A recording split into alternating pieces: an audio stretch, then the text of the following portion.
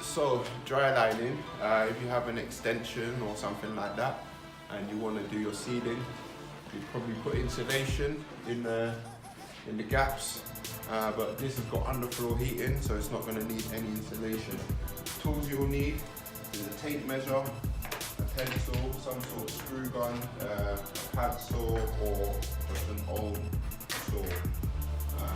So what you want to do is you want to start off on a wall that you know is going to be straight. Obviously the boards are going to be running this way across the wooden beams. So we'd start in this corner here. So you know that the boards are 2.4 meters. So get your first one and just work out if it fits.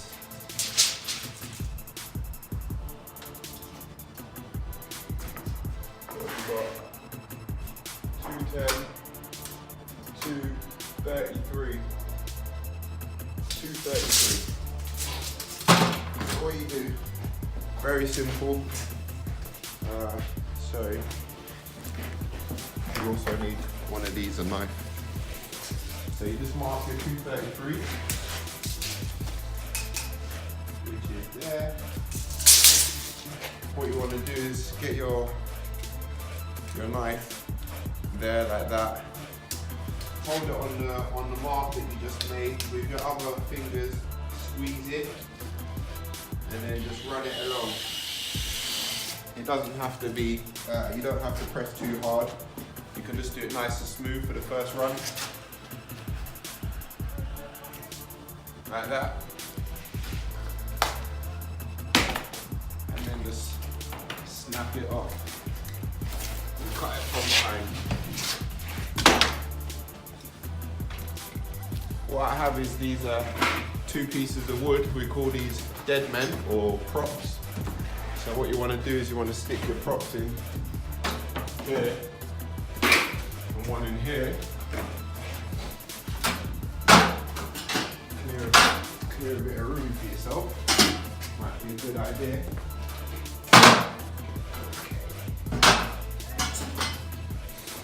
So then, all you want to do now is pick the board up. So the best way to pick up a plasterboard is like this. Just slide it a bit off, lean it, and then lift it. Once it's like this, you want to get it on top of your head and try and put your hands like that. Now what we do, over to our props.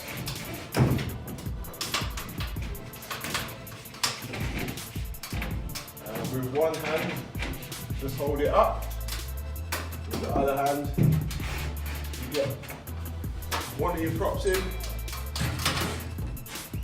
and then you get the other one in. Once it's like that, you can then start screwing it.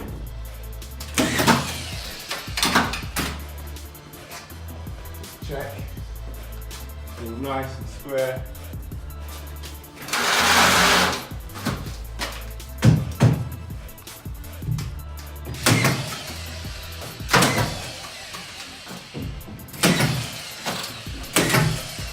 So with boards this size, you want to go for at least five screws in each row. So starting from this side, 1, 2, 3, 4, 5. And you do the same for each row.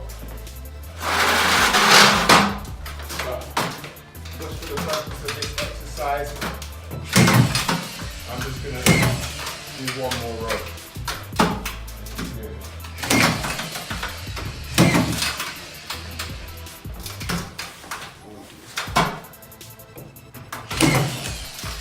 Okay. Now as you can see, I haven't fully screwed it up, but that is more than enough to now hold the board in place. So you can move on to your next one. And with the next one, you don't want to go as far. So with the next one, start it, go to 165, either the post before or the post just after.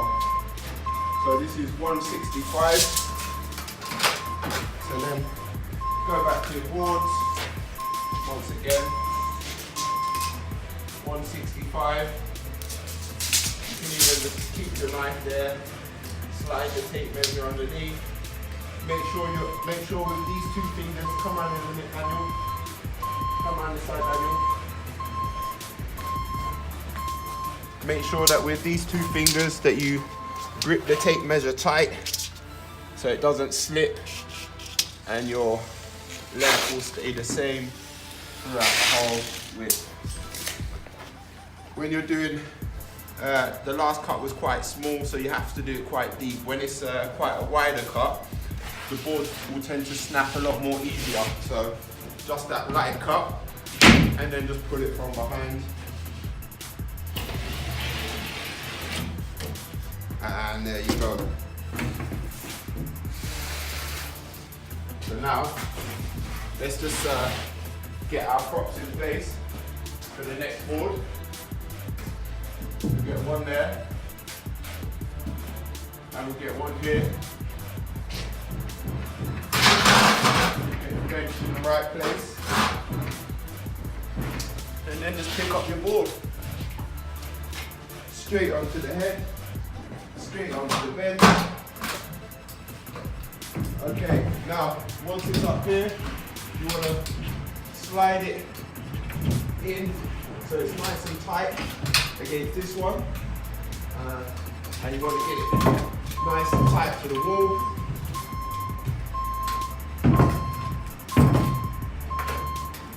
And there you go. So as you can see, it's finished nicely on the beam. That's what you want to do, finish half so your next beam can start and you can finish off when you've got something to fix to on this one. So now we're just going to screw in this one, and then what I would do is I would go back to this one and I would continue this row, then I would continue this row, and then I would continue this row, and so on and so forth.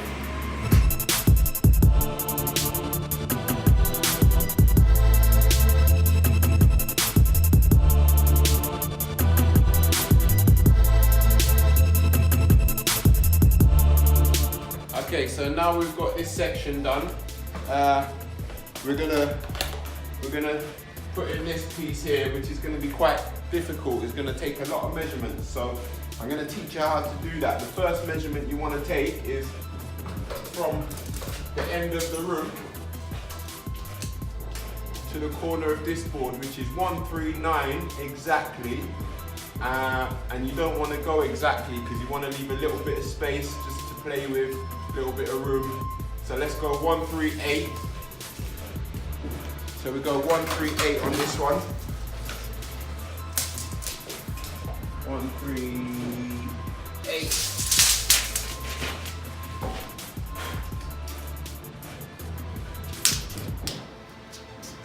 Same again. Just run it across slightly. 138. Lift it up. Just put your foot behind it. There you go. So now this is the piece. So we know that we want this edge to touch that edge. So in theory, it's going to be lying down like this. So the next measurement you want to take is you want to take this measurement here. That's 33. So just check, it's 33 there, and it's 33 and a half here. So let's do 32.5. So just mark here 32.5.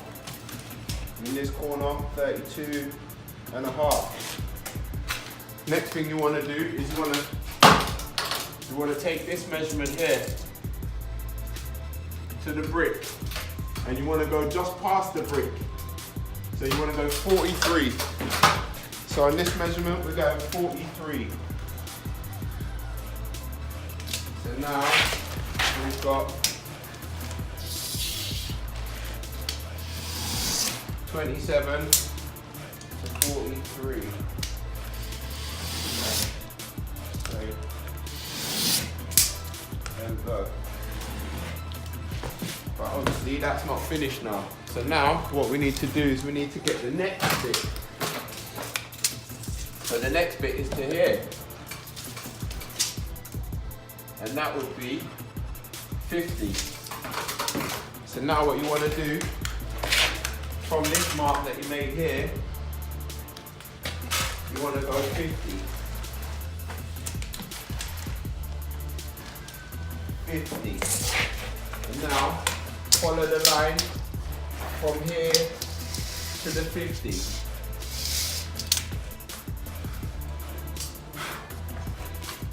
Now the last cut, what you want to do is you want to go back to here and you want to go past here. So we're trying to get past this little slope, because obviously we're not going to be able to board into the slope. So the idea is to go past the slope. So let's say 76. 76. So that means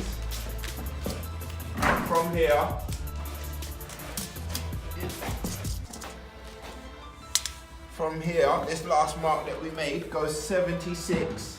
That's 76. So now you see that mark there? We're gonna go 76 all the way along.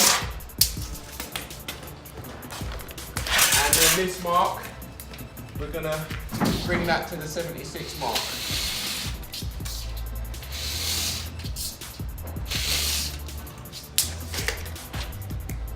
Now you can see we've got a little bit of a step pattern. Easiest way to cut this, get your pad saw in there.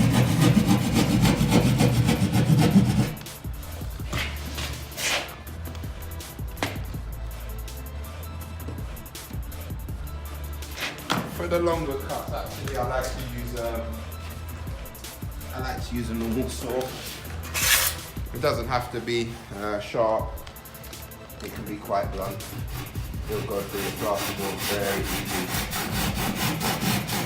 Get straighter cuts like that. So while you're cutting, just make sure that you hold it, maybe you can support it like that. Link it together. There we go. Get this last one. Get this last cut in here.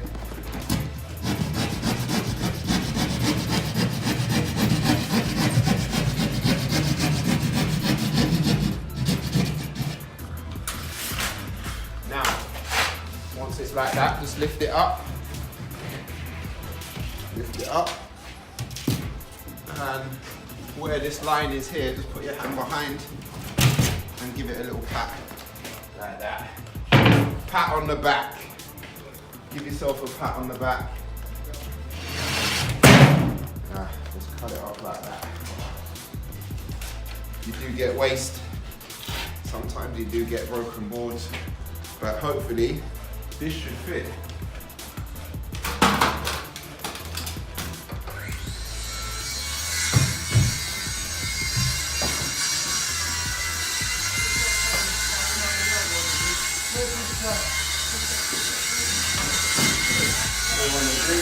Drylining.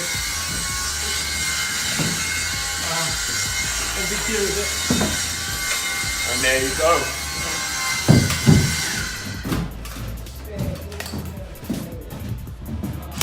Get a couple screws in there.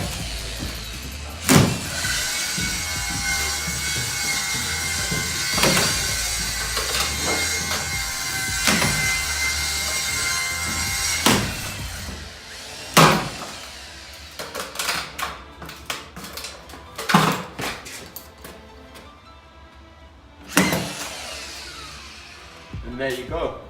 So, what you would do is, you board here and just follow it straight up.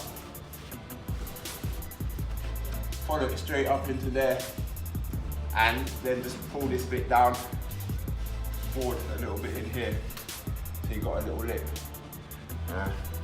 I'm not sure, this bit here is probably going to be stuck with dot and dab, so that'll be covered out anyway. So yeah, now we'll get back to this side and start on this section. So we follow this line through and then continue following them through until this room's done. Move on to the next room. Job's a good one.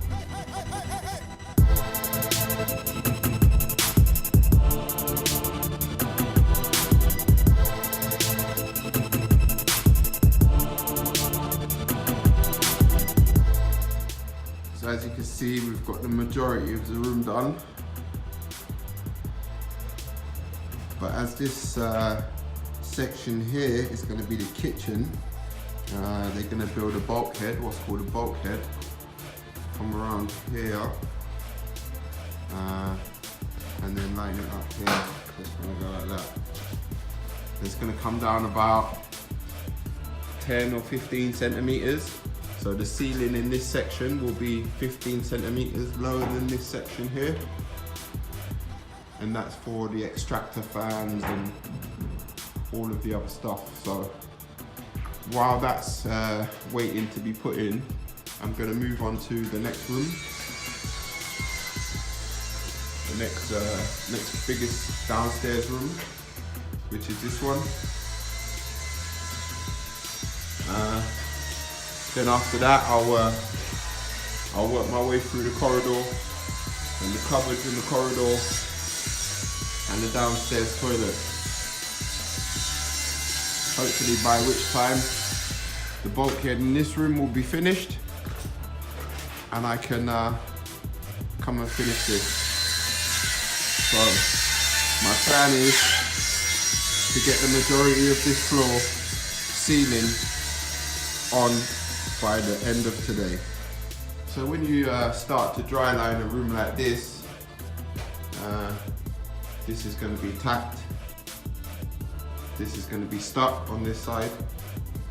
So you know that this is the side that you want to start. You want to start your board going this way, yeah.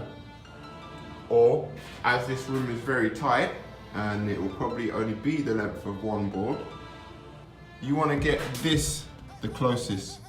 So if you've got a little gap at that side, it's not really that much of a big deal. You don't want a gap on this side. So Danny's finished off the bulkhead and suspended lowered ceiling. And this is how you do a metal ceiling. It's not that hard. So you got the hangers. This one here going this way is called the main bar, and then you got your top hat running this way. So the boards are going to run this way. So I'm going to finish off this last little bit now, and then that's the whole of the downstairs complete. While Danny was doing that, I was busy finishing off out here. So now it's finished completely. And I even managed to put one wall up. So gonna get on with this, and yeah, end of the day soon. Finish that, home time. So yeah, that's basically that's end of part one. Part two, I'm gonna show you how to do the walls. If I get 500 likes, I'll show you how to do the metal. 1,000 likes, and I'll show you some mistakes like boards cracking on my head and stuff like that. So don't forget to subscribe, hit the bell, like, follow, and keep it tuned. See you soon.